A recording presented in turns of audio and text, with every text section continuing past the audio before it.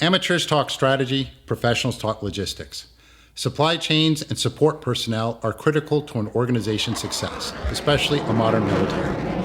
The aircraft maintenance specialty in the U.S. Air Force leads, trains, and equips personnel supporting aerospace equipment, sustainment, and operations. This occurs within an environment of fiscal challenges, outdated equipment, personnel issues, and an increasingly uncertain geopolitical atmosphere. Welcome to Brungart Law's Lagniappe, wherein we provide a little extra perspective through conversations. I'm Maurice Brungart, your host. I enjoy engaging with experienced, knowledgeable, and passionate individuals for the opportunity it affords to enrich understanding of the world through their experiences. The more we learn, the more likely we can become better versions of ourselves, guide others towards the same, and have a little fun along the way. Today's guest is retired U.S. Air Force Brigadier General Benjamin Spencer. Earning his commission through Air Force Training School, he was a career aircraft maintenance officer. And his last assignment, he was Chief House Liaison Office, Legislative Liaison, Office Secretary of the Air Force. Welcome to the program, sir. Thank you. It's great to be here. Go ahead and tell us, what experiences led you through a commission and the Officer Training School? I'll start off early. I was born in Fort Gordon in Augusta, Georgia, so my mom was in the Army Nursing Corps. So she was in the military herself towards the final years of the Vietnam War. After she departed the Army, her and my dad moved back to Western Pennsylvania, which is where they were from. My dad grew up in Somerset County, Pennsylvania, and my mom grew up in Johnstown, Pennsylvania. And that's where we resettled in 1975, and I lived there through 1989 till I graduated high school, and then my parents moved away down to South Carolina. So I had significant military background in my family. I had a grandfather in World War I. I had a grandfather in World War II. My great-great-grandfather fought for the Union. In the Civil War, he actually grew up in Johnstown himself, so my mom's family in Johnstown went back to pre-Civil War. So I already had a bias, I think, for military service. That said, when I graduated college in 1993 with a degree in mechanical engineering, I came out, was interviewing, and I just wasn't finding anything that excited me. I was entry level. The country was coming out of the Bush recession. Clinton had been elected president, and I just didn't like what I was seeing. And so one day, my mother said, "Ben, have you ever thought about being an officer in the military?" And I hadn't really thought about it, to be honest with you. She said, "Well, you should think about it." You know, I was back at home after college. You know, every college graduate's dream to be back at home. So I did think about it, and my mom, as I told you, she's an Army, was in the Army. She said, "And if you're thinking about it, you probably should think about the Air Force." And then I had an uncle who's a retired Navy officer. He talked to me as well. He said, "Ben, I think it's a great idea, and by the way, you should stop at the Air Force first." So literally one day in 1994, I drove down to the Air Force Recruiting Center in North Charleston, South Carolina, because that's where my parents were living at the time, and asked, what do I need to do to become an officer in the Air Force? And 7 months later, I was in officer training school in Montgomery, Alabama. So, you know, there's some people out there who say, you know, when I was a kid, I went to an air show and saw an F-15 silhouetted against the sky, and boy, I determined I wanted to be in the Air Force when I grew up. That was not me. I went into the Air Force for a job. I went to the Air Force for a job and some experience, fully intended to stay 4 years, get my GI Bill, come back out, get a master's degree, and go back to the private sector. That 4 years became 4 more years, became 4 more years. At the end of the day, became 29 years. I tell folks I came into the military for a job, but I stayed because I loved it. And I think that's what a lot of our airmen do. A lot of our airmen come in, they have a variety of reasons they come in, but they're only going to stay if they really like what they're doing. Coming out of officer training school, I assumed with my engineering degree they would make me an engineer in the Air Force. And that's what I wanted to do. And they came to me and said, "We have a job for you. It's called aircraft maintenance and munitions." And I knew nothing about aircraft. I knew nothing about munitions, but apparently the Air Force did like to get people with heavy technical background into aircraft maintenance because I think they believe, and it's true, you can better spin up on aircraft systems, hydraulics, neutralics, flight controls, because you basically understand the basic science, right? So that was a surprise. I didn't want to go in aircraft maintenance munitions, but I did, and it's, again, probably one of the best things that happened to me, because aircraft maintenance gives you the opportunity to lead very young. So as a second lieutenant, first assignment, my very first flight was 55 people. I would command 5 flights. The largest flight would be 200. I command a squadron of 600 people. I commanded 2 groups, one of 1,000, one of 2,000 people, and then I commanded an Air Force base. And what I found was, after those first couple flight command jobs, that I really liked the leadership aspect of it.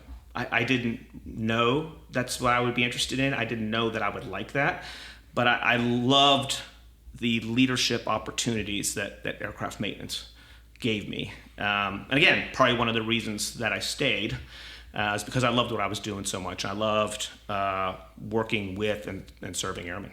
Speaking of the leadership aspect and looking back to that time in your first assignment, young second lieutenant, surrounded by individuals that obviously, and I'm sure, had decades of experience, how did you feel or think at that time, in the sense of, how am I leading or managing, these people, these programs, when I actually know very little? That was intimidating, and I think that's the biggest challenge. So I go into my first flight, and there is a senior master sergeant running this fabrication flight. He's probably got 15, 16 years of experience, right? But then they put me in there as a brand new second lieutenant, and I'm in charge. I'm the commissioned officer, right? But I'm literally surrounded by 55 maintainers, all of whom have been in the service longer than I have, and every single one of them knows more in some way about aircraft maintenance than I do, right? So what I determined over those first probably two assignments, the first 5 flight commands, is it's a balance of leading and learning, right? So when you're a young officer in a flight, you can't escape the fact that you're the leader. You are the leader. You can't just defer to the senior NCOs all the decisions. There's a leadership aspect there, and you are expected to lead. But you also, I think, have to take time to learn. So some days I would go in and maybe it was 80% leadership, 20% learning. Some days I go in and it was all day learning, right? Just trying to pick up what I needed to pick up to become more technically fluent in aircraft maintenance, but at the same time making sure I was stepping up to make the decisions and represent the flight as a leader should.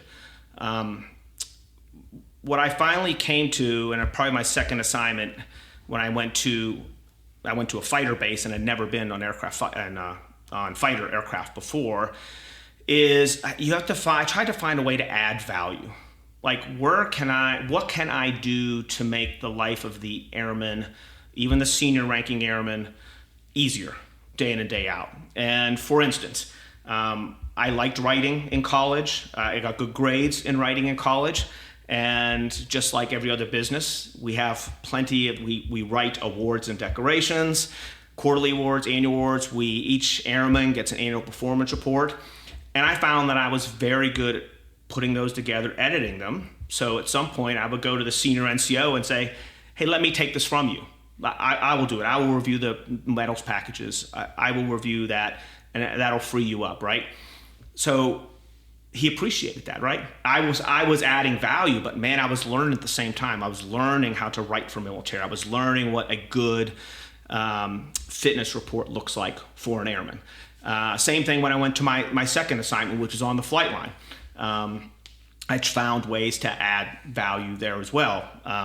We do a lot of training in the Air Force, and there were lots of meetings on training and lots of meetings on our metrics.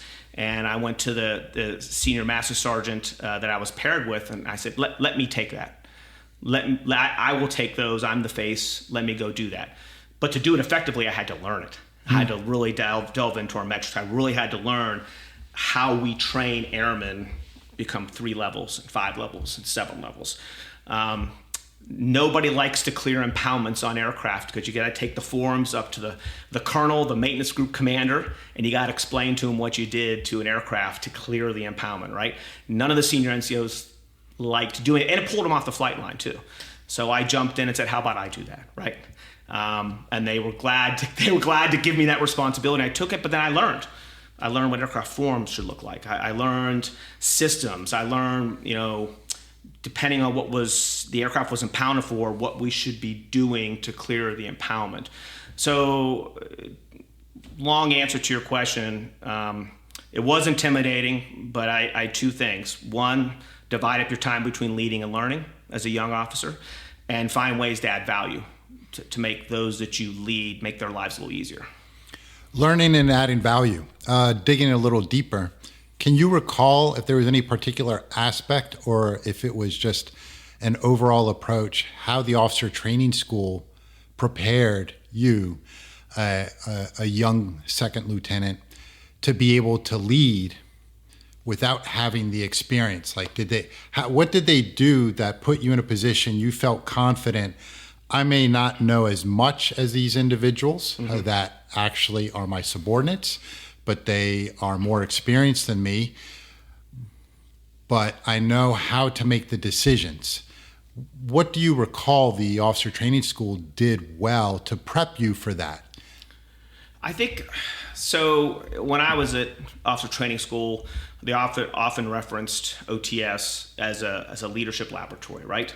It's where they could evaluate the type of leader you are. It's where you could be put in high stress situations and make mistakes, and those mistakes don't bend metal or kill people.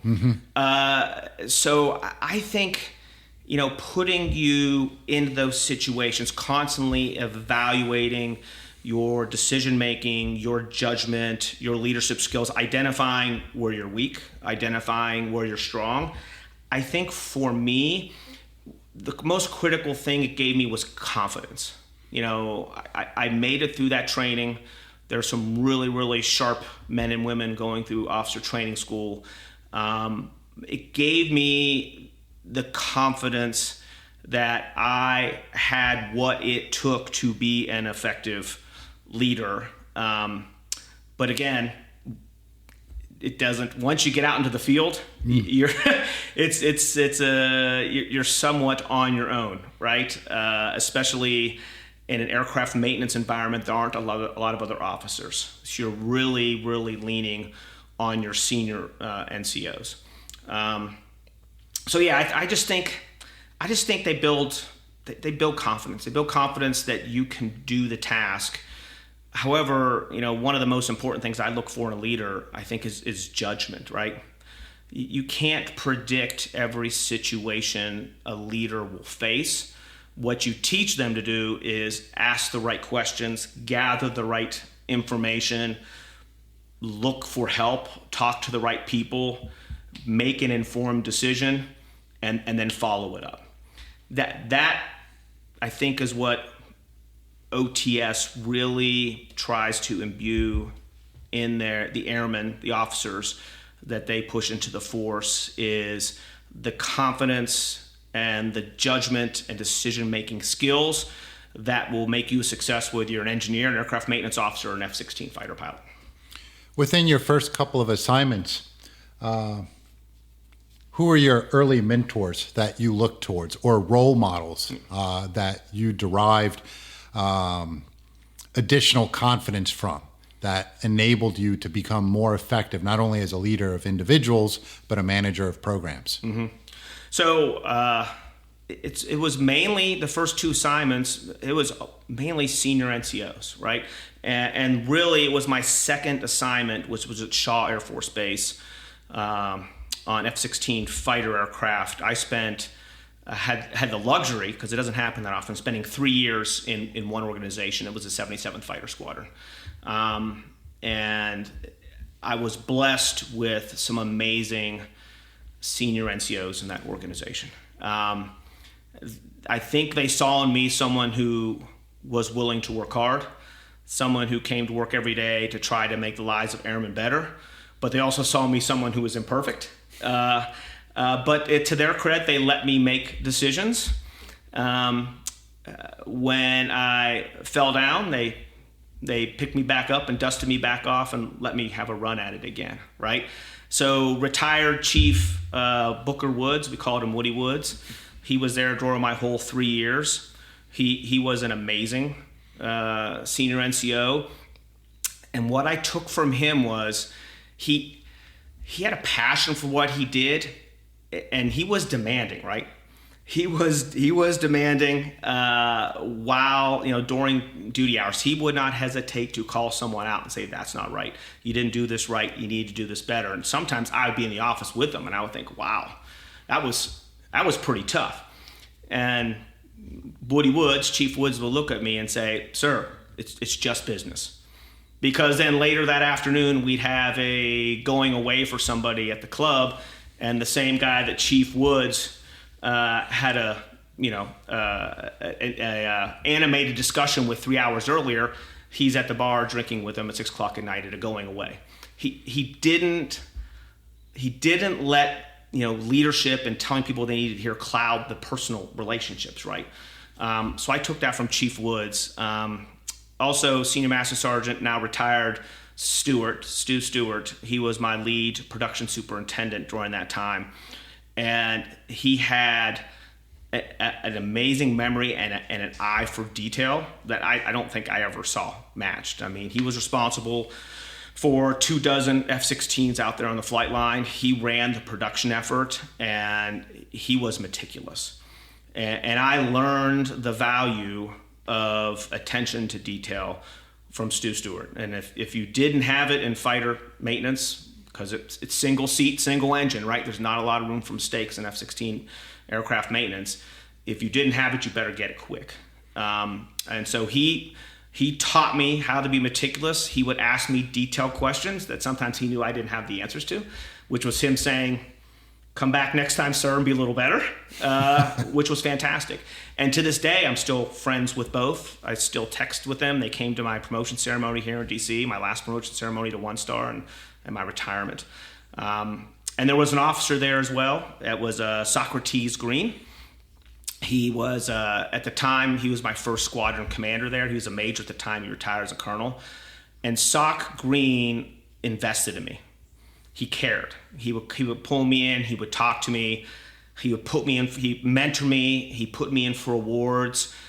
That's really, and I started winning awards and started getting noticed mainly because Sock Green kind of pushed me to the front of the stage, right? And he demanded a lot of me. But it was that mentoring from Sock Green when I was at Shaw Air Force Base that I thought, man, I'm actually not too bad at this. Maybe I want to stay past 4 years or 5 years or 6 years, right? He gave me confidence, and he trusted me, right? When you trust someone, you take risk, right? He allowed me to go out and break some eggs here and there, and then come back and say, Ben, what did you learn? But he kept me from making the big mistakes, as a leader does. And he continued to be a mentor to me to this day. I've kept in touch. I actually worked for him 2 more times. When he was a maintenance group commander, he hired me to be one of his squadron commanders. And when he was at the Pentagon, as a colonel, he pulled me up to work for him in the Pentagon. So I actually worked for Sock Green three different times. I would joke at my retirement ceremony, he kept bringing me back because I hadn't quite got it right the time before. So he kept bringing me back to give me another chance to get it right. But Sock was an amazing mentor, and it's simply because he took interest in me. He took interest in me. He cared enough to take the time to mentor. And you would think that's common, but it's actually, I find it's relatively uncommon out there. And that's probably not just in the military, but it's probably everywhere. Building trust and taking risk is not easy. But Sock Green did that for me. He changed my life. Your comment regarding Woods and how he wouldn't hesitate to call people out. What's a recommendation you would give to someone when they are the subordinate? How best to inform the leadership when the leadership is wrong? That's a great question, right? So number one, there's the mechanics of it, right? How you do it. You do it respectfully. And you typically do it one-on-one. That's always the best way to do it, to go in and close the door and say, hey, boss, you said this at the meeting. I don't think this is the way to go. And here's why I think it's not the way to go, right? And have a discussion. A lot of leaders don't like being put on the spot, in the middle of a meeting and getting into a back and forth with a subordinate. It depends on the individual's leadership style, right? I tried to encourage that as a leader. I tried to, especially with bad news, I used to joke, and you've probably heard this before, I didn't invent it, but bad news, unlike fine wine, does not get better with time. Yeah. So if there's something bad, let me know. And I used to tell my senior NCOs, if I'm standing on the tracks and the train is bearing down on me, somebody please pull me out of the way. Don't let me stand there and argue while the train is bearing down on me, right? So yeah, for a subordinate who wants to give dissent to a senior leader, I think you got to know your the leader. I think you got to know your boss and how your boss best, processes dissent, because every leader is different. But I think as a subordinate, and as a good follower, it is incumbent upon you to tell your boss if you think he or she has erred, or you think the organization is headed in the wrong direction. Shifting slightly, because this, how one approaches the boss, this is a decision. And the overall discussion here centers around decision making and kind of setting the tone for a conversation. With your experience, how would you define productive decision making? So I would say, productive decision making is decision making that gets you the results that you desire, right? Sometimes I think we can be trapped by process. Like, what's the process that gets me to this decision? And if I check every box in the process, that's a win, right?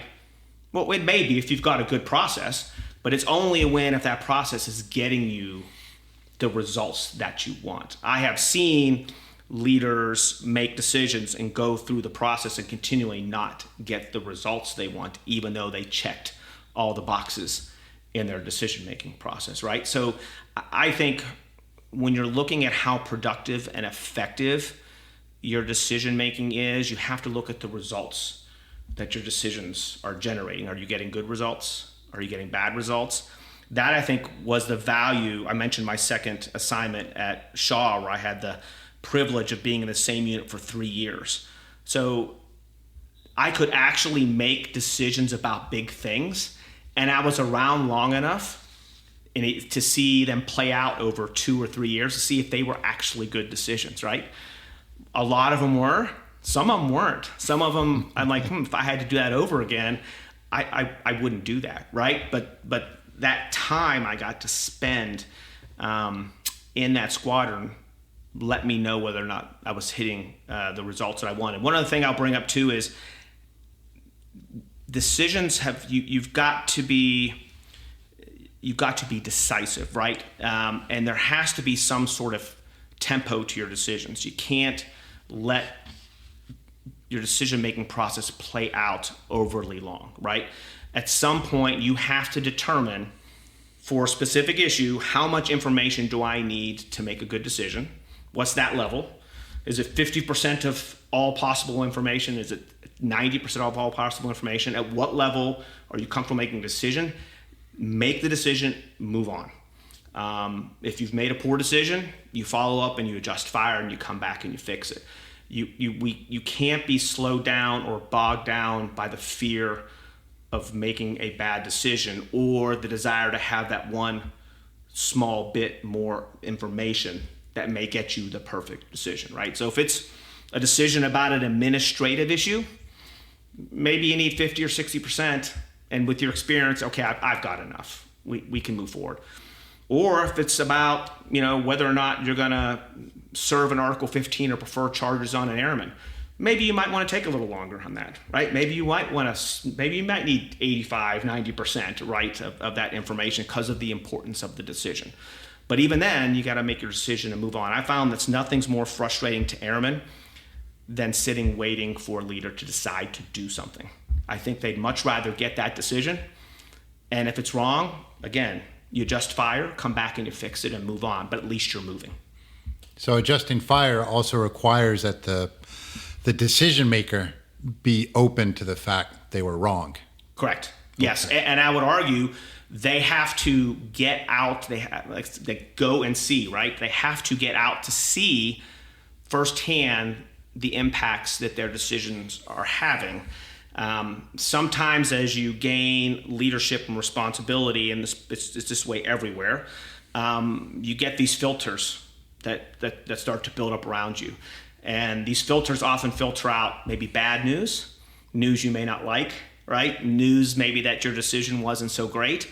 Those filter, and I think there are those people around you, those processes, I think they're doing it for the good of the organization so that bad news doesn't get to you, but actually harms the organization. And a way around that is to go out and see what your decisions have wrought, right? If you make a decision on dorms, airmen dorms, start popping into the dorms every so often, unannounced, to see, hey, is what we're doing here working or is it not working? There is immense value in actively seeking feedback, putting your boots on the ground with the airmen, with those you lead, and analyzing the results that your decisions are having on those people. You've commanded at multiple levels, from squadrons to wings to major sustainment centers. What are some of the key transitions in mindset as responsibilities scale?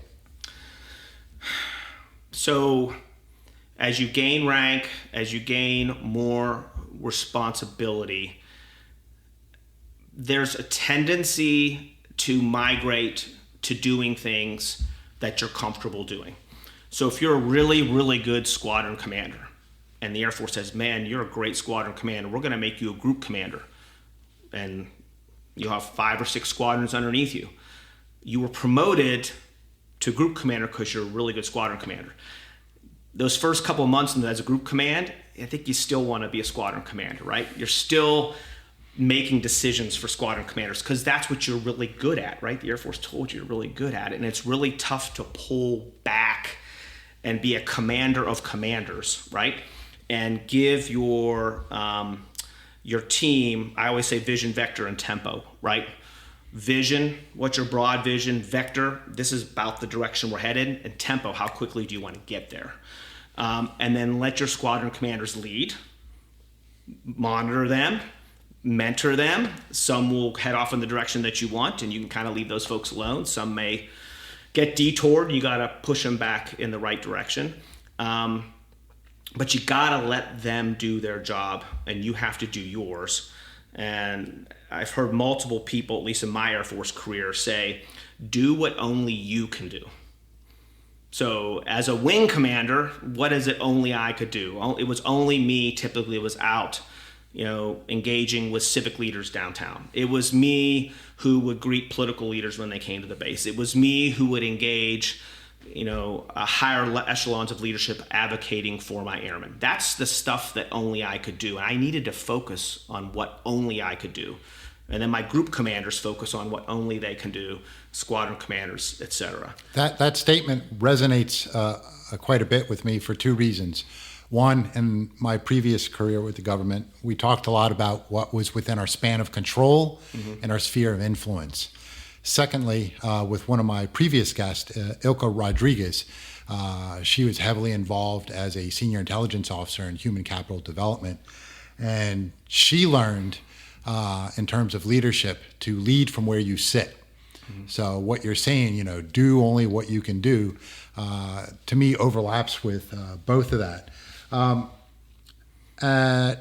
As Vice Commander of the Air Force Sustainment Center, how did you approach managing billions of dollars in assets and thousands of personnel across multiple locations?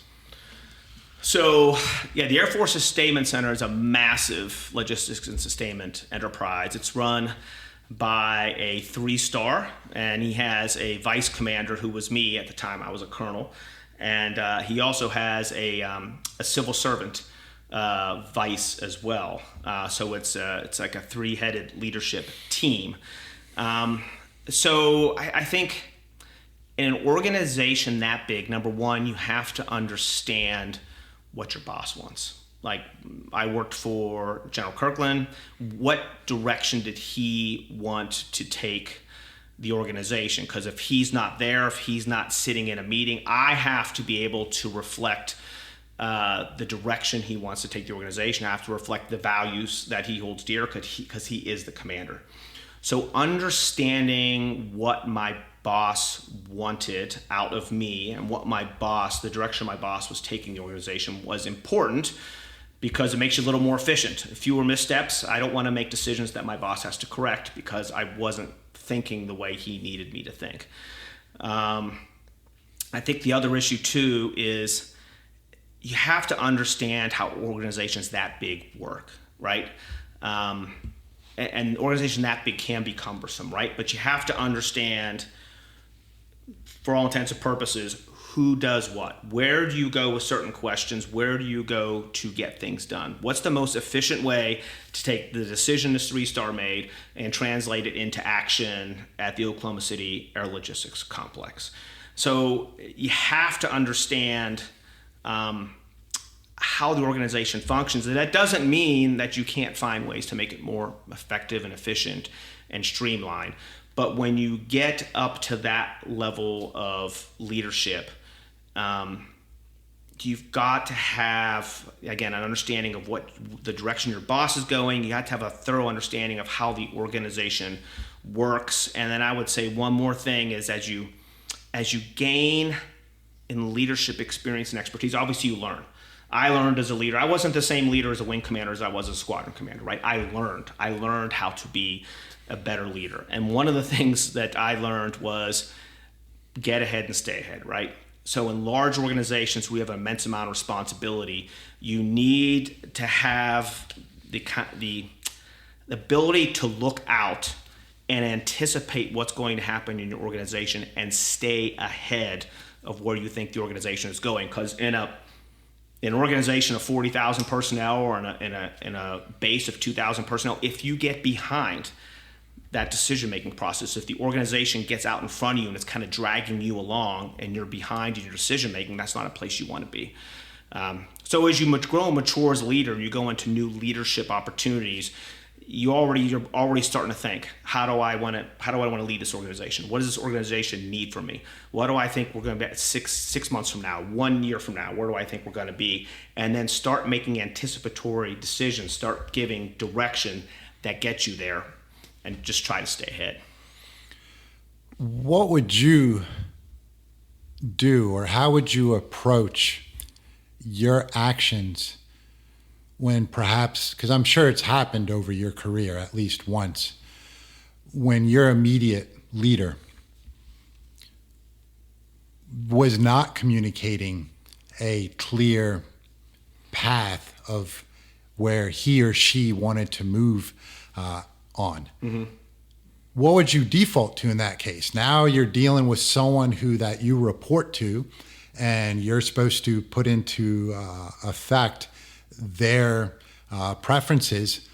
But if they're not communicating a clear vision or mission, then what would you default to in the interim to make up for that? So I would make sure that at least I articulated a clear vision, vector, and tempo. So I have had this experience before, and there are ways to draw your boss out as far as securing from him or her the vector or guidance that you want. One way to do it is to set your own path, and then go back to your boss and say, boss, here's what I'm doing. Do you like what I'm doing? And if the boss says, yeah, Ben, I like what you're doing, then I'm just going to go do more of it, right? If he says, no, that's not what I'm looking for, then that's the opportunity to say, well, what are you looking for, boss? Because here's how I'm thinking I want to lead my organization. But if you tell me this isn't quite what you're thinking, then kind of tell me what you're thinking, right? The action you take as a subordinate leader in that situation will maybe pull that senior leader out because they can see you moving forward, And that senior leader at that point can tell you, even if they're not going to articulate a clear vision, they can tell you if they like what you're doing or they don't like what you're doing. What cultural or institutional barriers challenge innovation and efficiency in large organizations like the Air Force Sustainment Center?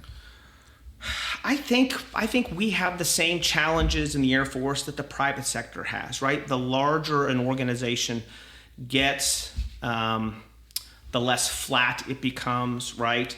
The more unwieldy it becomes, the less agile it becomes, the longer it takes to move information around an organization, the longer it takes to make decisions. All that, I think, is symptomatic of leading large organizations, and it's the same in the Air Force.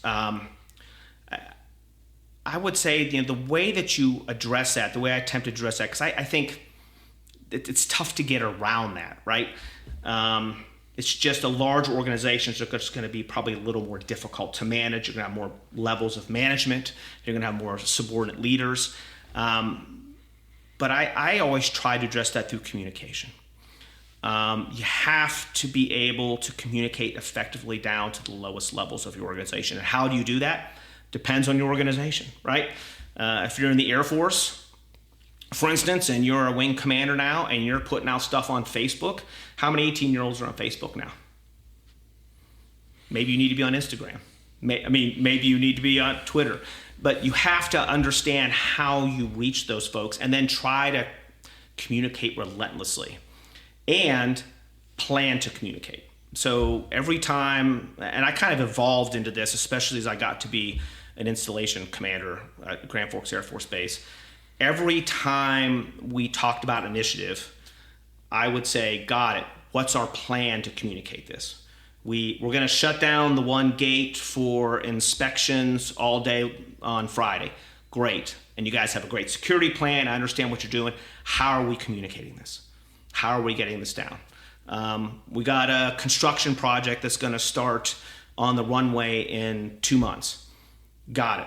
How are we communicating to our airmen what we're doing, right? Hey, we just secured funding for renovation of a dorm. That's fantastic. Our airmen need to know we care about them enough to fight for funding to renovate their dorms. How are we communicating that down to our airmen, right? Because bad news spreads like wildfire. Good news has problems getting out of bed in the morning, right? So you have to find ways to communicate, and the best and most effective means of communication will depend on the organization that you're in.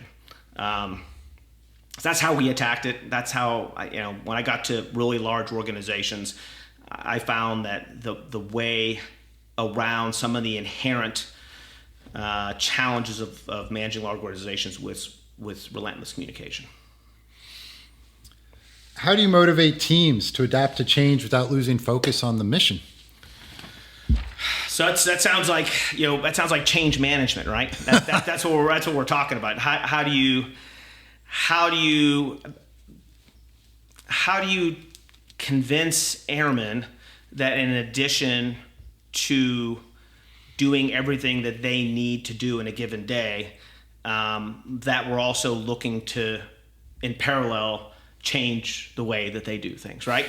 There's only so much time in one day. So I would tell you that the way I approached it was adapting was part of mission readiness.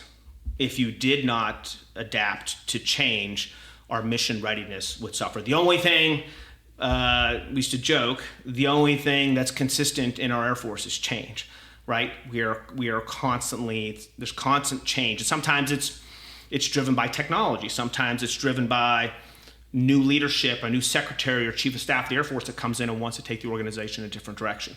But there is a lot of change. And so what I used to do, especially when I was a wing commander, I would challenge my airmen. I'd pull a cell phone out of my pocket and say, you guys, since you were kids, have had this amazing exposure to technology. You've had laptops, you've had cell phones. Ben Spencer did not have his first computer until he was a second lieutenant in the United States Air Force.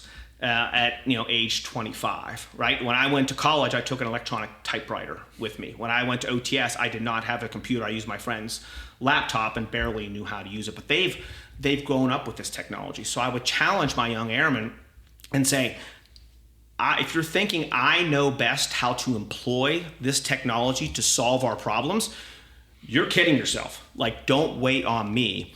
I need you. I need 18-year-olds. I need 19-year-olds. I need 20-year-olds looking at the challenges that we face in our Air Force. And I need you coming to me with ideas. I need you driving the change from the bottom up, not me driving from the top down. Because if I'm driving from the top down, it's probably not the change that we need, right? Especially when it comes to being more effective and efficient through use of technology. So I tried to pull them in on the team. I tried to tell them that it was important that every day they went to work, they thought about ways that we could be more efficient and effective through use of technology, through changing process, and that everyone had great ideas. Whether you're 18 years old or 50 years old, everyone had great ideas, and pull them into that process. Speaking of this learning process, education. You studied at both the Marine Corps Command and Staff College and the Naval War College. What were the key similarities and differences between them and the lessons that you were able to take from those respective schools into your own professional experience? So they were, number one, when you, as an airman, when you get to do your intermediate and senior level development education with a sister service, it's a fantastic experience. If there's anyone listening now who is contemplating developmental education in the Air Force, I would always try to do a sister service because it's an amazing experience.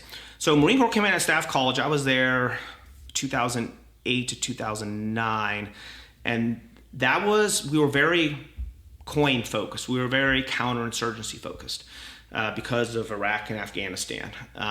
Not really near peer competitor focus. It was COIN because most of us had been to Iraq and or Afghanistan, and we were all there, and we all had, a range of experiences, but similar experiences in similar theaters, right? I had spent a few months as a squadron commander with Air Force Special Operations Command in Iraq a year before going to Marine Corps Command Staff College. So it was a very counterinsurgency focused discussions that we had. A lot of the reading was based on counterinsurgency. When I went to the Naval War College, like 4 years later, the pendulum has started to swing. They had started to move the curriculum away from the COIN and back towards the near-peer competitor. They started having a lot more conversations about China and about Russia. So it was interesting. They were only 3 or 4 years apart, but they really were completely different day in and day out discussions because of the geopolitical backdrop. That what they have in common is I met some amazing leaders in both. There are amazing leaders spread throughout all of our services, and just being able to sit in a room with a professor at the head of the table, using the Socratic method, just having open discussions about different topics, was an amazing experience, and I made some friends that I still talk to this day. But the other thing, and we can maybe talk about this later, the other thing it did too is as a leader, it gives you time to think. You have, as you gain seniority and get more demanding leadership opportunities, you can't let the job overwhelm you. You have to be able to carve out some time to think. And if you just block time on a calendar, a couple days a week, just to have time to go through things and think. Otherwise, your schedule drives you, right? You should be driving your schedule. And where I see a lot of leaders get into trouble is they can get overwhelmed. They don't get ahead and stay ahead, right? They get a little bit behind the curve. They're making decisions quickly, and they just don't have time to think, not even about specific decisions. They just don't have time to think about in general, like, where do I want to take where's my squadron where do I want my squadron to be in a year? You need to have time as a leader to think. The nice thing about Command and Staff College and War College is you get a year of that. You get a year of being able to think about big issues, to think about the type of leader you're going to be when you get out of Command and Staff College or War College and take that next command or take that next staff job, because there's leadership involved in staff that I think in many ways is more difficult. And we can talk about that too if you want to. But having 1 year to sit and think is incredibly valuable, especially with a bunch of other great leaders. This time to think, a pause for reflection, introspection. Was there ever a place for character development, education in the war colleges? And how does this play to operational effectiveness? And let me add a little bit to that. And where do you see the place of empathy when it comes to leadership in the military, when at the end of the day, and to be kind of blunt about it, when the military is focused on killing the enemy, so to say, or for some people, that would be the only objective of the military, and there can be debate over that. But again, when we think about what militaries are designed to do, where does empathy fall within this? Where does character education fall? So I love your focus on empathy, because the question that you just posed right there, you could have easily been sitting in a conference room when I was in wing or group command, because this is something I evolved into, is the empathy aspect as a more senior leader. And it was one of the three big things I focused on all the time, especially as a group and a wing commander, because in order to lead effectively, you need to lead in a way that resonates with your airmen. You can't lead every organization the same way. Every organization has needs. It's like an organism, right? It has needs. When you go in to a high-performing organization, it has different needs than an organization that may be struggling and its previous leader was removed. So you have to understand what the organization needs from you. So how do you do that? That's where empathy comes in. You have to put yourself in the boots of that flight line master sergeant, or in the boots of that A1C who's living in the dorms, and you have to try to see the world through their eyes and say, what does this airman, what does this team need from me? Actually, I'll tell you a quick little story here. About a week ago, I have this backpack that I've been using, instead of a briefcase, for about 3 or 4 years. And it was getting pretty full, so I started to clean it out. And I reached in and I found a piece of paper. It was like 4 or 5 pieces of paper stapled together, and it was my retirement speech, my retirement ceremony. I tucked it into a corner of my backpack, and it was still in there, right? And so I kind of pulled it out almost 2 years later, because I've been retired almost 2 years, and kind of read through it, right?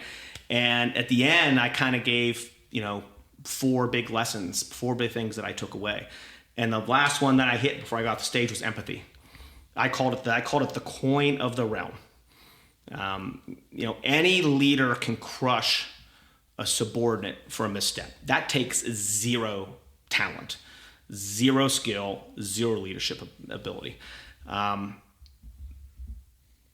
putting yourself in that airman's shoes and asking why does this airman feel this way? Why does this airman do that? When I was in flight line maintenance, it still is a big deal if you're out there doing maintenance without your tech data in front of you, reading through it. Even if you've done the job many times before, it's a big no-no, because the tech data is updated continuously. Based on typically bad things that happen in the field, we put stuff in the tech data to make sure no one gets hurt and we don't damage things. So an airman caught without tech data had to report in to me. At the time, I was a captain, and they would always come in and say, I would say, why aren't you using tech data? And they would say, no excuse, sir. No excuse, it'll never happen again. And for the first year I was in that job, I'd say, okay, don't do it again. And they'd salute and roll out of my office, right?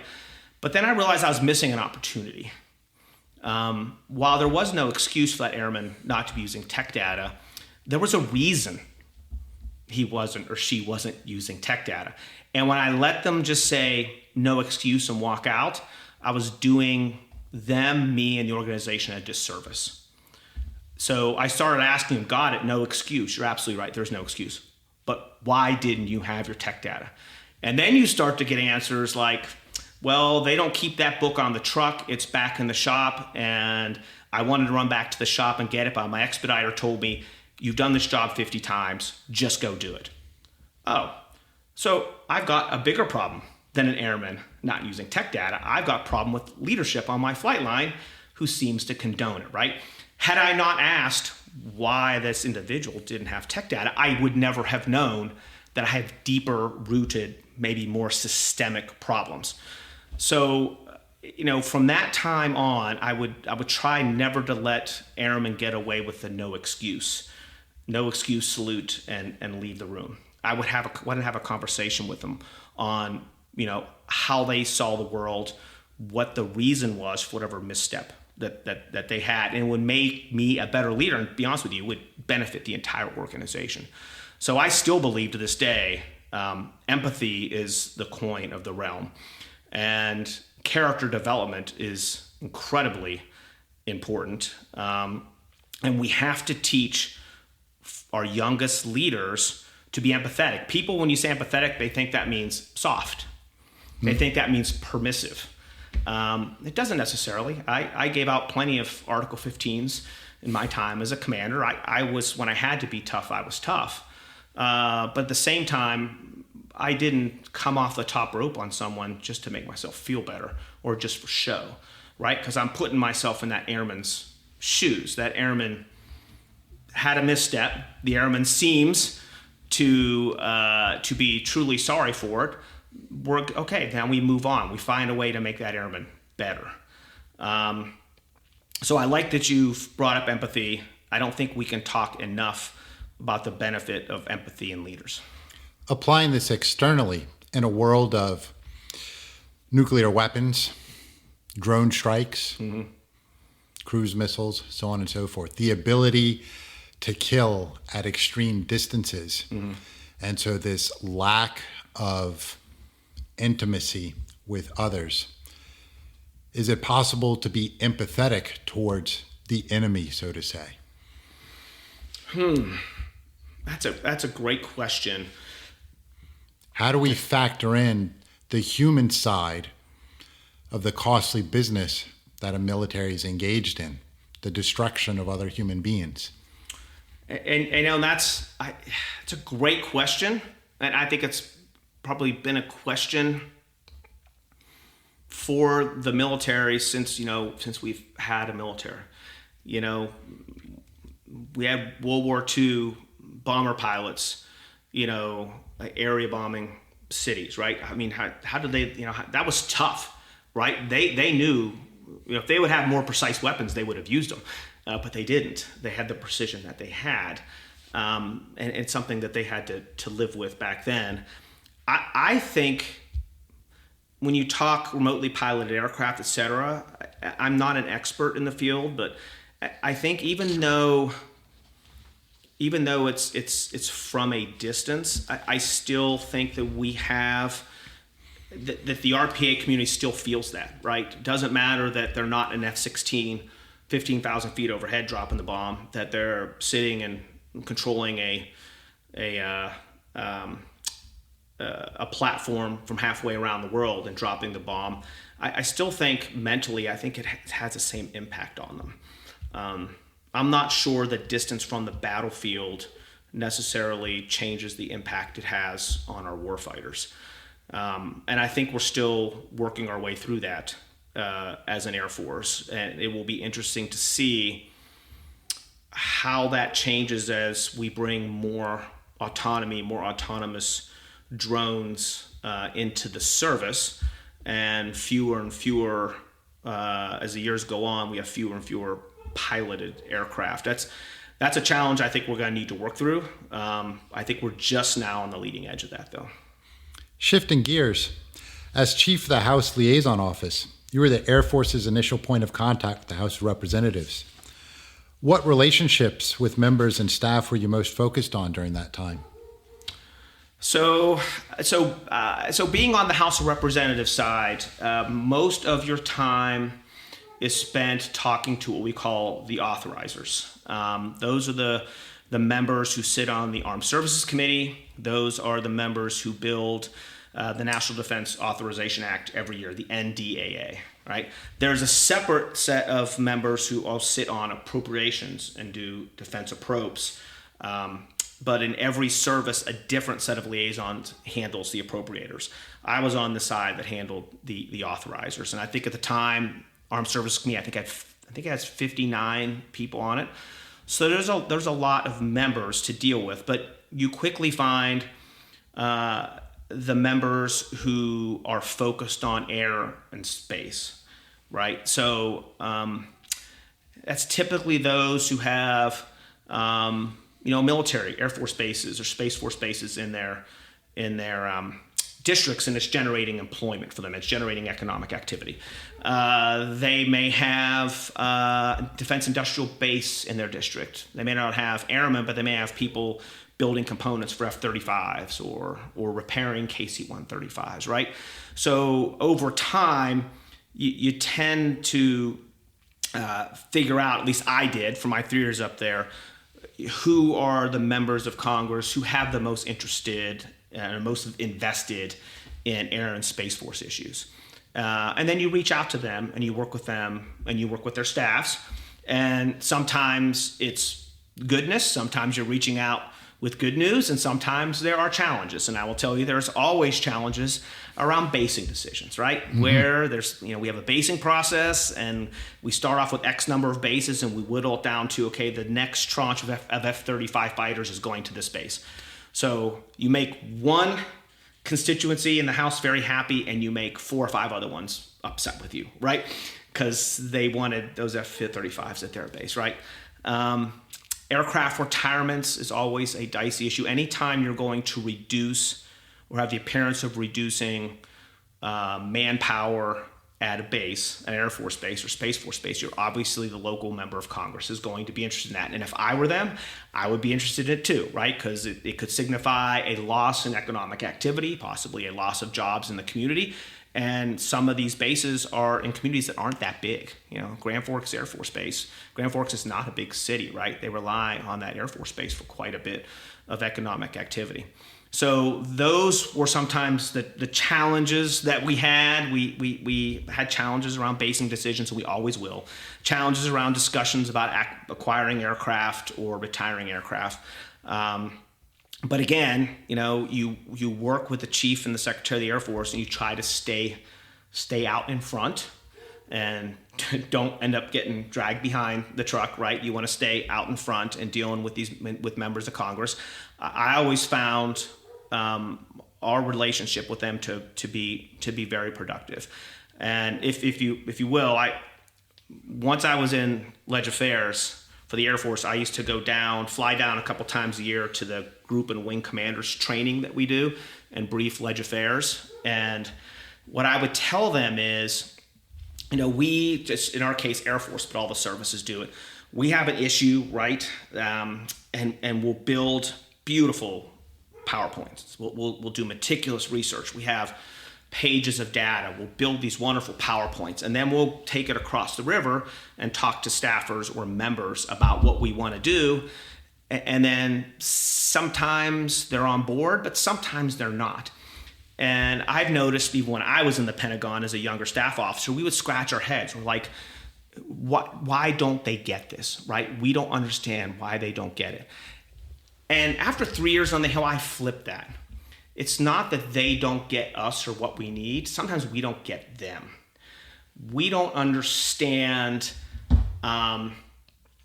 everything, the depth and breadth of their scope of what they're working with, right? So we go up there and talk about something very specific, right? But their decision calculus is more than just what's in our PowerPoint slides. Their decision calculus is, how does this impact the voters in my district? How does this impact the economy? How does this impact the coffee shop right out the front gate of this base? There's also a political background, right? How does this impact something I said I would do when I get elected? If I ran on a platform that I would not allow X amount of aircraft to be retired from our base. That's a campaign promise, right? They're thinking of that too. And oh, by the way, they might be on the agricultural committee too. So as soon as you're done talking to them, the next 10 minutes are going off and talking agriculture and hybrid seeds and the cost of fertilizer. And then from there, they're going to a fundraiser in the evening.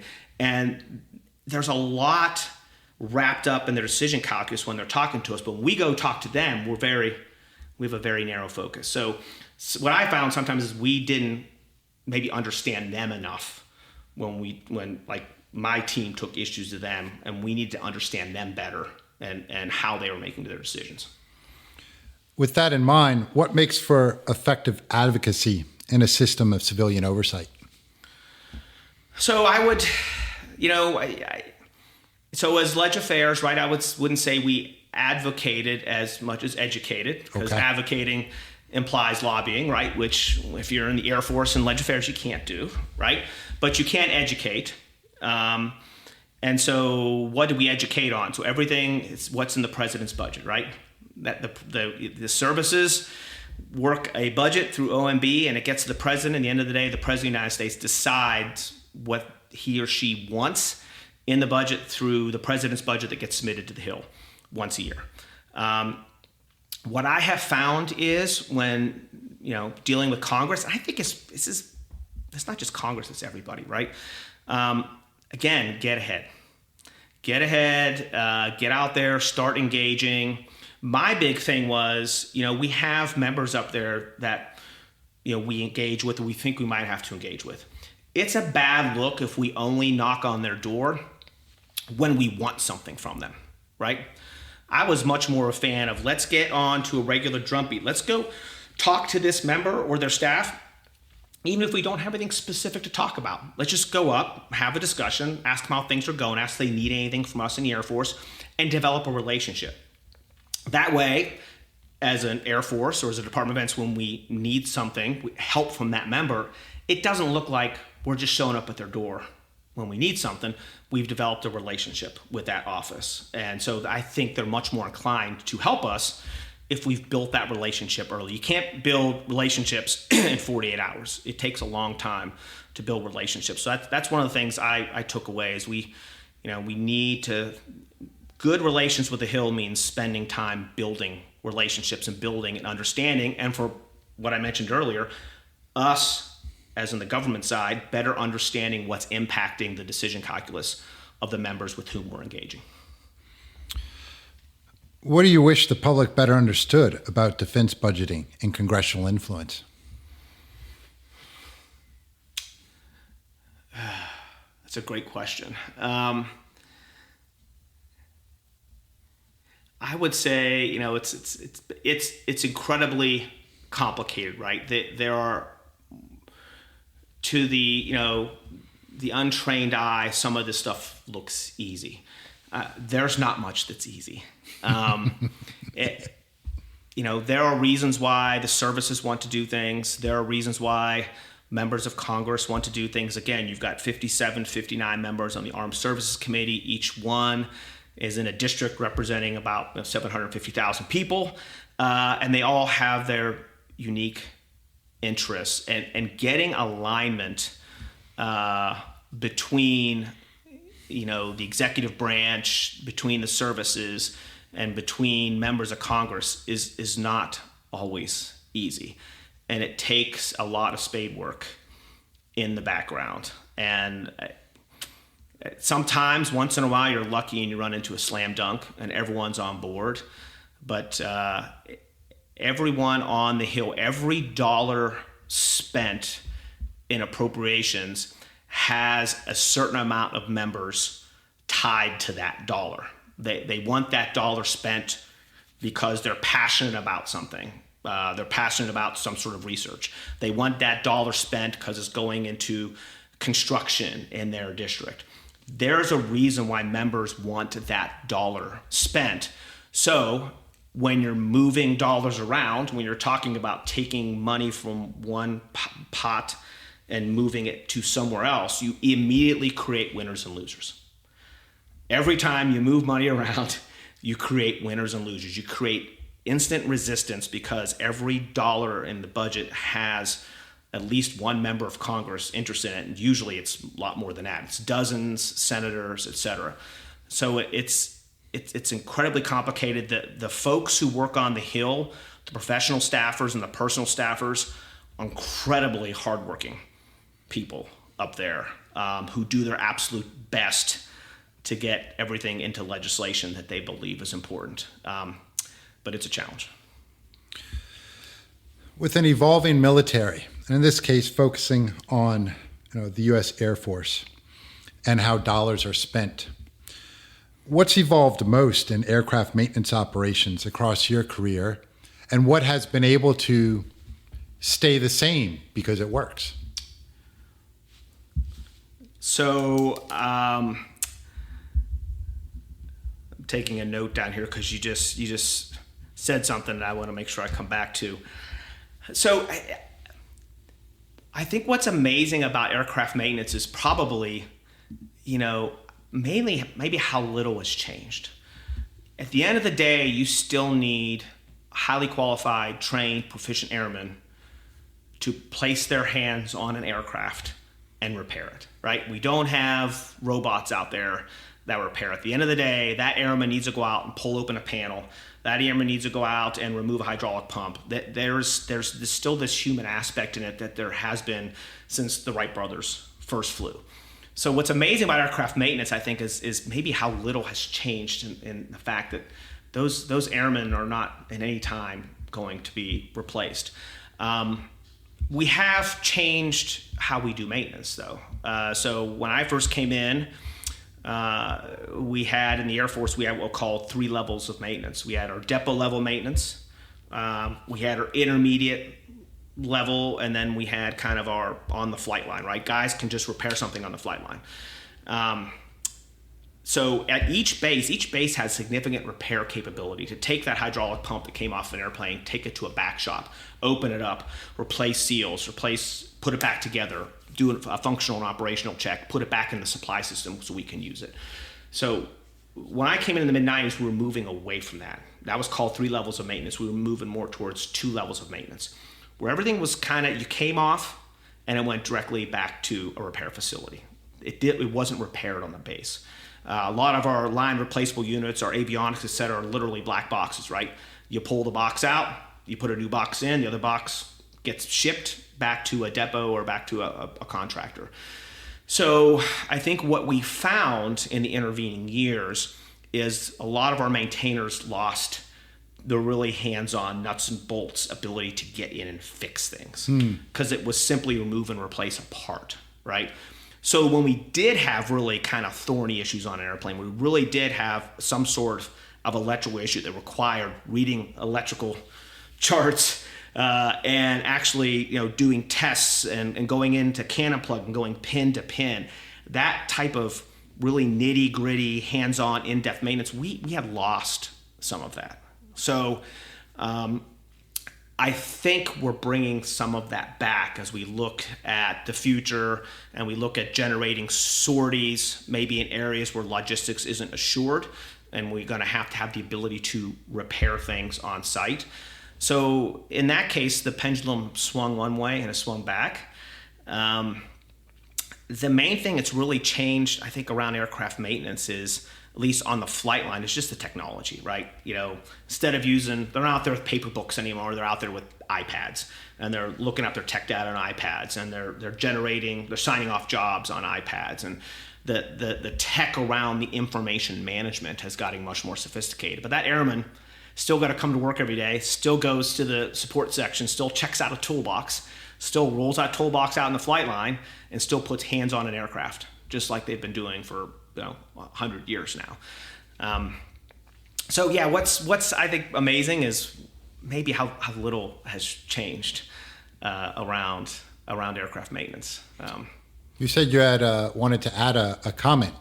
Oh yeah, so you mentioned keeping what works, right? So I think most organizations, and to include the ones I was in, we're really good at hot washing and studying and analyzing something we think didn't work, right? When we do we call them hot washes in the Air Force. When we had those, we had after an exercise or after a big event, we pour everyone in and figure out how we can do things better. We spend a lot of time trying to figure out how to do things better. But we never ask the question, what did we do right so that we keep doing it right and don't mess with it, right? I don't think we ask ourselves that nearly enough. Understanding what we're doing right and why we're doing it right. Like, why does this process work so well? Hopefully the answer isn't that we've got a technician in the shop who's been in the shop for 10 years and is an expert and he just crushes it.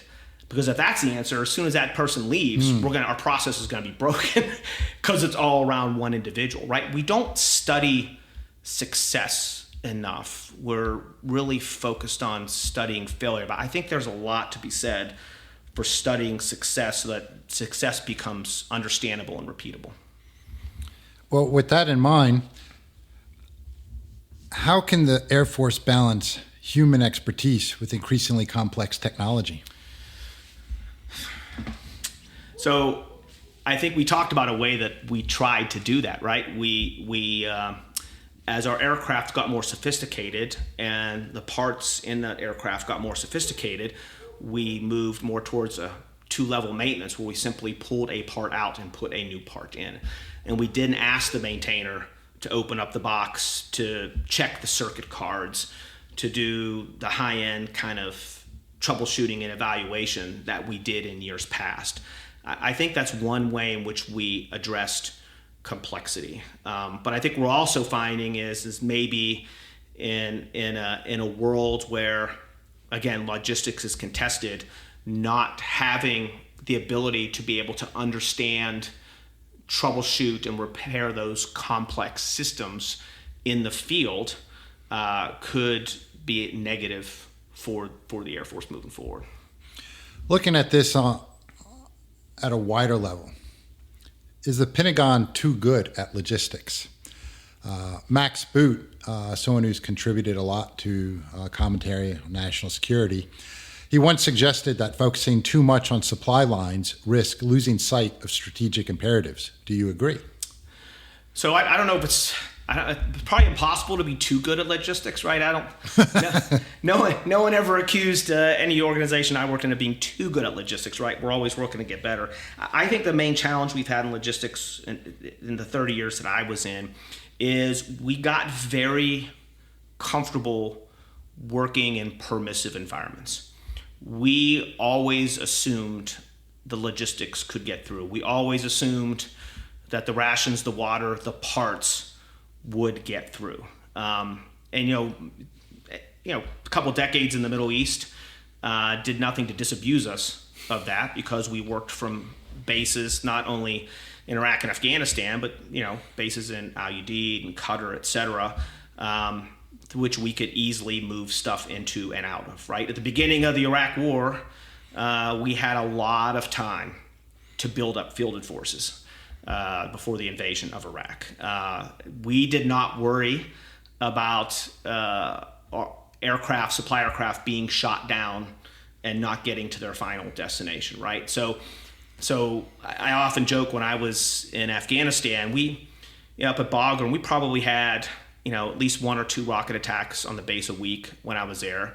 But you could still order something from Amazon Prime and have it delivered to Bagram in Afghanistan because there was a plane that came in once or twice a day that would bring stuff in. Well, many of the bases even had fast food franchises. They on did. them. Yes. I think we had a Pizza Hut, a very, very small Pizza Hut that tasted nothing like Pizza Hut in Bagram, but it was a Pizza Hut, little piece of home nonetheless. So I think we've been working under an assumption that the supply chain will get through, right? We may be at the end of a very long chain of supply, but the environments have been relatively permissive. That may not be the case moving forward, and so we have to. And they're doing it right now, and the Air Force and all the services have been doing it for years. We have to determine what it looks like when we have to execute the basic tenets of logistics in a contested environment, because it means a lot of things. It means it impacts how we manage our parts. It impacts how we store and warehouse. It impacts the training that our airmen need to have to move forward to some of these more remote locations. And that's something the service is looking at now. Speaking of the people, the airmen and women, where do you see the role of education, public education? So whether they're acquiring it in public schools or private schools, but those first 18 years of what would be an airman or airwoman's life, where do you see that? Well, I will say, I think the airmen my experience, the airmen coming into our Air Force now are probably the smartest generation of airmen entering the service. Now, they are technologically astute, but they're also different, as every generation of airmen is different. My experience is this generation wants to know why, right? When you ask them to do something, they want to understand the why, which I think is healthy, which I hope that's because they are coming up and we have educators telling them it's important for you to understand why, not just rote memorization, but understand why you're doing it. Yeah, when you troubleshoot this system, it tells you to do this step first, this step second, this step third. But why? Why do you do them in that order? Why don't you do the third step? The third step's the easiest step. That takes me the least amount of time. Why don't I do the third one first before I do steps 1 and 2, right? So this generation of airmen have a craving for an understanding of why they're doing stuff, which can cause friction with, graybeards like me before I left the Air Force, who just sometimes, were taught, hey, just do what you're supposed to do, right? Don't stop asking so many questions. Just do what the book tells you to do, right? This generation of airmen wants more than that, and I think as leaders we need to be prepared to give them more. Simon Sinek has a book, I think it's called Start with Why. It talks about how your organization in the long run can be much higher performing if people understand why they're doing something. And so I had a leader when I was young, and I don't remember who it was, but it was probably when I was a captain, probably 4 or 5 years. And he's like, Ben, when you're a flight commander, you can order your airmen to do something. As long as it's not illegal, they have to do it, right? But if you have the time, treat every airman like you have to convince them to do something, even though you can order them to do it. If you have the time, treat them like you have to convince them. Tell them you want them to do this, and here's why I want you to do this. Here's the background. Here's my experience and expertise. Here's why I think this way. Because what happens is that airman understands why they're doing it. They understand your thought process. They also might understand maybe where your logic is wrong. They may say, oh yeah, Captain Spencer, he wants me to do this, and he told me why, but now I understand he doesn't understand. His why is he has a misunderstanding of what we're seeing out here. So, but given I understand his thinking and why he wants us to do it, I'm now empowered. If I can get to the same end by doing it differently, become more efficient, more effective, I will do it that way because I understand why I'm doing it. But again, that's kind of challenges sometimes military orthodoxy, where you tell your airmen to do something and they do it. But I think if your airmen understand why they're doing something, in the long run, it'll make for a much more effective organization. From your perspective, and at the moment of your retirement and since then, what unfinished business do you see the Air Force has as an institution? I mean, you think about that one. I think there's probably. I mean, the Air Force could be around for 300 more years. It will always be unfinished business in some way, right? Because we're always changing. I think we do a really good job on leadership development, but I still think there's probably more work to be done on how we develop our leaders, right? We have our squadron officer school, which is kind of our captain, company grade officer level developmental education. Then we have command and staff colleges, which is more for majors, and then we have our war college. And I think that structure is solid. I think where it can get really uneven is just the day-to-day on any given Air Force base, right? Just based on the type of leaders there.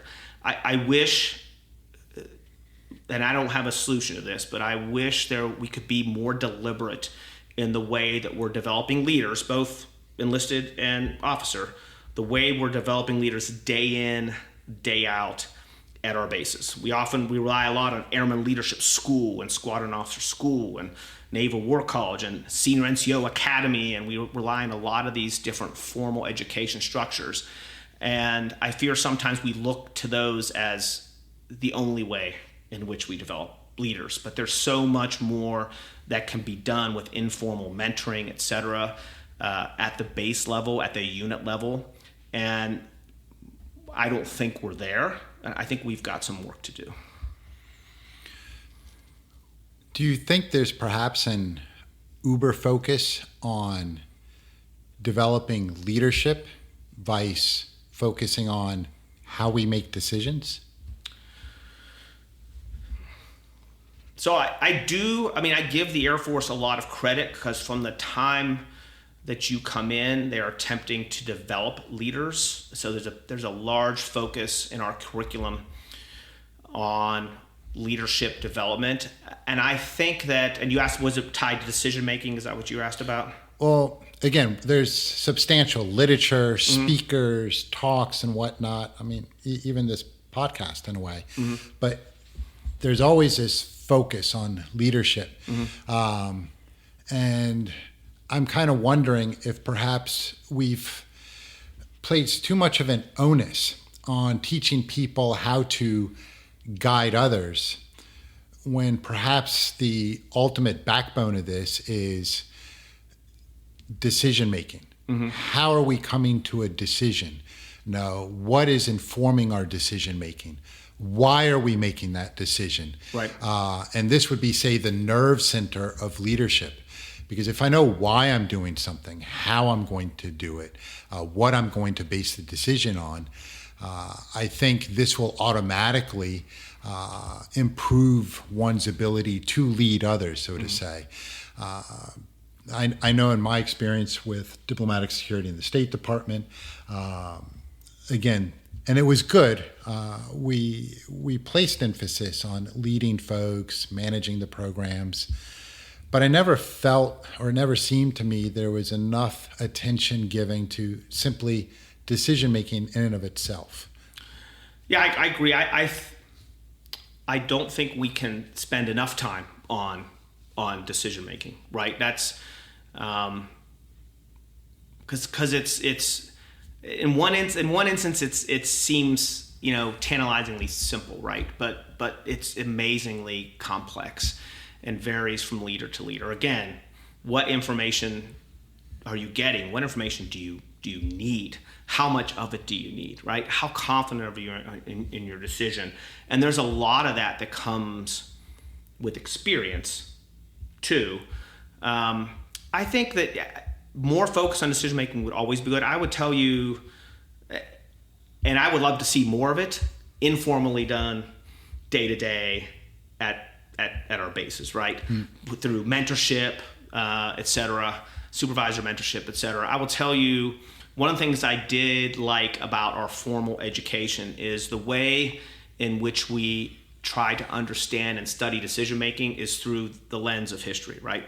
So that's the way I like to understand it. I don't have anything for the books that are like the top 10 best leadership traits, et cetera. We spend a lot of time analyzing individuals in history who have had to make tough decisions, and how they made them. How do they intake information? How do they process it? Did they reach out for assistance? Were there time pressures placed? But how do they deal with those time pressures, right? And so you go through enough leaders from Lincoln to Eisenhower, et cetera, and look at how some of these leaders make decisions.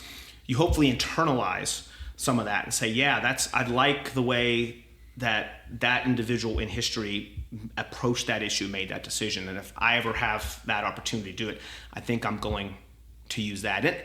And I'll tell you, the examples you can get by just studying biographies and by studying leaders in history, there's a lot to be gained from that. The one that makes me chuckle is, I'm sure you've heard of it, right? Never email angry, right? Yeah, that email, yeah. Boy, you type an email out and you got a couple zingers in there and you can't wait to send it. They say, hey, put it aside, let it sit for a day, cool down, and come back and see if you really want to send that email, right? Because that lives forever. Well, Abraham Lincoln did the same thing, except he didn't have email. So he used to write letters and put them in his unfinished, he wouldn't sign them, and put them in his desk drawer, and then come back to him later. And if he still felt passionately, still felt that was good, he would sign it and send it. But some he never sent. There's just like a trove of Lincoln letters that he wrote and just never sent. And it was his way of kind of working his way through an issue. Him writing, sitting down, writing something was his way of helping himself make decisions, helping himself engage. And I think it kind of helped to slow him down a little bit and become less impulsive. If you have to sit down and write something and think about it, you gotta provide some thought, and you gotta take some time. We talked about time, and you gotta take some time to do it. And that was one of the ways he did it during his administration. So you can go back quite a ways and still get some very, very good lessons on decision making from individuals in the past. It'd be interesting to see if they would have been the same, people of Lincoln's caliber and others, had they had access to the same technological tools and means of conveying information as we do, though I'm sure they probably would have exercised discretion much like they did in their own times. As we come to a close here, do you have any final thoughts that you'd like to share with the audience, whether it's addressing misconceptions about the Air Force or a commentary that you'd like for people in positions of chain and command would like to know, whatever it may be? So I think to wrap up, I'll take us back to the story I had a couple weeks ago, finding my speech for my retirement ceremony. And in that speech, I highlighted like 4 of the things I'm going to take away from my time in the Air Force, that I mentioned one already being empathy. But there were 3 others in there. And so I wrote them down so I wouldn't forget them. And the first thing that I said is there is no substitute for hard work. Talent is fickle and unevenly distributed. But the one thing you can't control is how hard you work. That's a good thing, but it could also be a bad thing, right? Because some people burn themselves out by working too hard, right? So there's balance in there. But as you said before, your time in the State Department, control what you can control. And one thing you can control is how hard you work and how prepared that you choose to be. And there are a lot of really bright people out there who have circles run around them by people who aren't as bright, but they just work a lot harder. And so my first one was no substitute for hard work. The next one was defend your signature. And I use defend your signature because I use it all the time in our maintenance organizations, because we still, to this day, we still have paper aircraft forms on aircraft that when an airman signs something off, he signs it off in the corrected by block, right? Puts their signature in and puts his employee number in, right? I'm like, if you sign off that you corrected that, that's your signature. If your signature loses its weight, its force, then I don't have much need for you in the Air Force. I need to know what your signature says corrected by, that you actually corrected it. And the 7 level who comes by and says he or she inspected it, you better doggone well have inspected it, because you put your name on that. And that your name is your reputation. So for me, defend your signature was a way of basically saying, in broad strokes, defend your reputation. Your signature is who you are and what you stand for. And your reputation takes a lifetime to build, but it can be gone in 5 minutes. You can destroy it in 5 minutes. So defend it. Next, we talked a little about this was trust. Without it, any organization is limited. And it's trust both ways, right? It's not just subordinates trusting in their leadership. It's also leadership being willing to trust in subordinates, right? It's leaders being able to say, I trust you, go take this on, and I'm not going to hover over top of you to make sure that you don't make a mistake, right? And that trust takes a level of risk, right? As a leader, you take a level of risk saying, okay, I trust you to do this, go forth and do it and come back and tell me when it's done. You're trusting that individual is going to do it and do it right. Or if something happens, they're going to come back and tell you, hey boss, I screwed this up, right? But you do have to put yourself out there. And the folks, in my mind, micromanagement is just a result of fear and a lack of an ability to want to take risk. So you've got to move away from that fear. You got to be willing to take a little bit of risk with your subordinates to build that trust. I will tell you one quick story here before we get off the stage is I had a young airman who, keep the story short, she tested positive for use of marijuana. In the investigation, we found that she was and had been a continuing victim of some pretty brutal spousal abuse that we did not know was happening.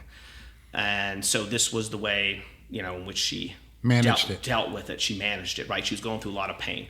So there is a process in the Air Force to retain individuals who may have tested positive. It's a very narrow criteria, but I decided I talked to the Judge Advocate General. They were on board. I'm like, I'm gonna go through with this, right?